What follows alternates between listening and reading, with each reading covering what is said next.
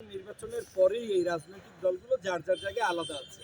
এখানে ওইরকম করে বড় প্ল্যাটফর্মে হয় নাই। তবে শেখ হাসিনা বিরোধী আন্দোলনে বাংলাদেশের কবি, সাহিত্যিক, শিল্পী সবাই তো একেবারে আন্দোলনে ঝাঁপিয়ে পড়েছে। অতএব কি জামাত, কি চরমোনাই, কি অন্য আন্দোলন সবাই মিলে কিন্তু আন্দোলনে সম্পৃক্ত হয়েছে।